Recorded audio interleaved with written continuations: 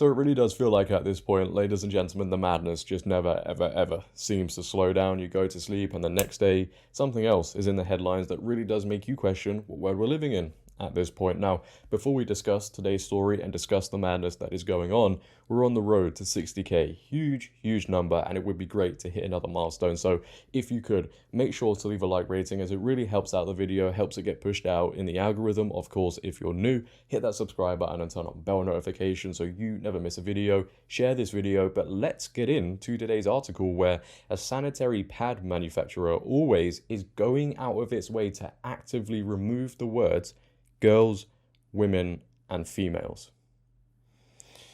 The Daily Mail go on to report, more woke madness. Women's health writer is censored on Always website for saying that females have periods. Sanitary brand reportedly asked for references to women to be removed. The words women, girls, and females should be removed from online articles about periods to avoid offending transgender people, a sanitary pad manufacturer is said to have told a website. The firm Always reportedly issued the edict to the parenting site Good to Know to make content it sponsored inclusive. Oh, I do love that buzzword. Writer Milli Hill told the Mail on Sunday she was outraged when the website changed all mentions of women or girls in a contribution to a recent article about helping teens with their first periods. Women and female were replaced with people or bodies in the piece titled How Can I Help with My Daughter's First Period? When Miss Hill raised it with an editor at the website, she was told Always wanted it to use inclusive language because not everyone who has periods identifies with the label girl/woman. This is for women who no longer identify as a woman. They identify as XYZ. They may identify as a man, for example. And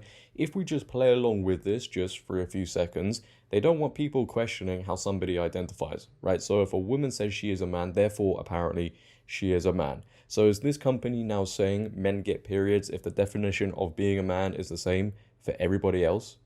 Yeah, that's how backwards and confusing things are getting. Who asked for this change, by the way? It wasn't an issue up until now, just because maybe, just maybe, a small minority of people don't like to be referred to in this way. Their feelings and individual truths must triumph reality, the actual truth. You know, it really does seem like these companies are intentionally creating a grey area around this issue. They're making it ambiguous. We all know women only go through these experiences, but when they remove this language and replace it with something else, as you're going to see, to me it's like they're trying to imply it's not only a female experience, when it is.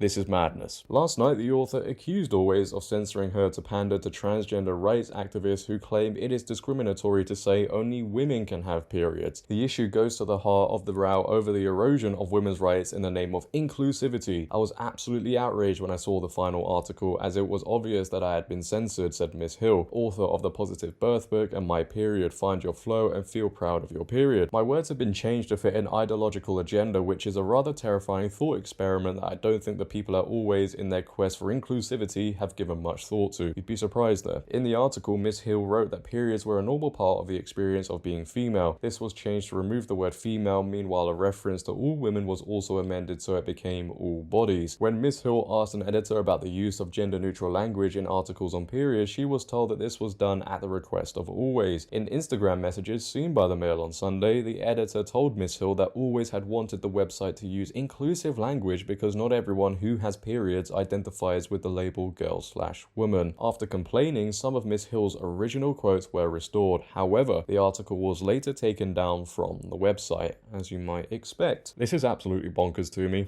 Where does this madness end? You know, these companies clearly think they can get away with it and perhaps meet these ESG scores, CEI index scores, so maybe, just maybe, it ends when people stop shopping at these places and hit them where it hurts financially. But if we take a look at this at a deeper level, isn't this just all part of the reconstruction of language, and wokeness is the tool used to do that?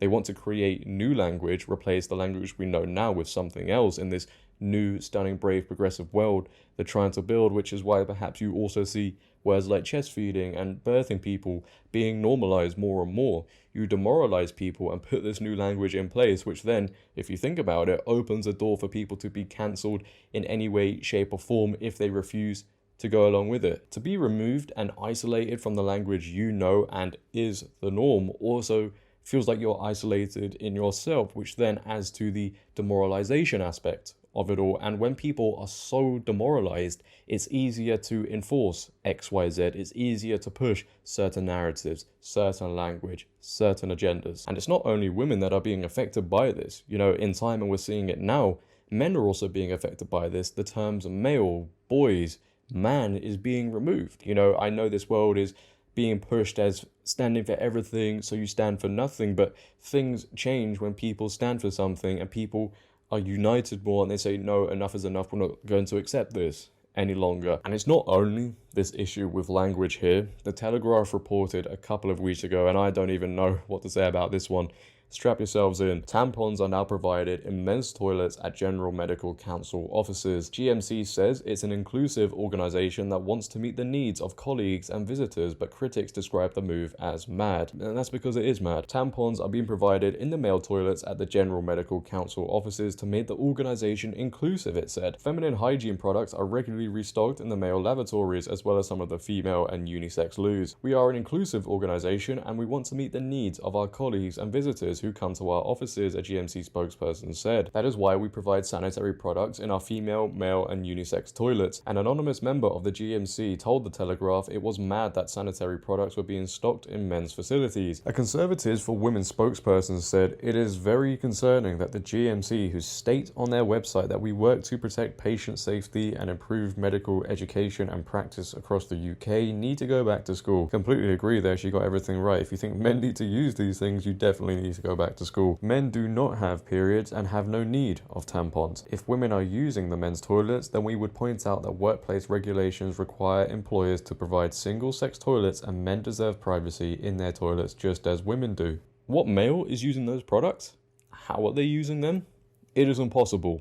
There are no answers to that, apart from, yet again, the reinforcement of certain agendas and certain narratives at the expense of the large majority, whether they know it or not. I don't know how it ends, where it ends, how it stops. They want everybody to stand for everything, so they stand for nothing, and they want left is right, up is down to be solidified in society, which some people may say we're at that point now, but this is 2023. Imagine what it's going to be like in 5 years' time, unless more and more people unite, as I said earlier, and say enough is enough. We don't like our intelligence being insulted. We stand for truth. What a crazy world we're living in. Leave your thoughts down below, ladies and gentlemen, on this issue.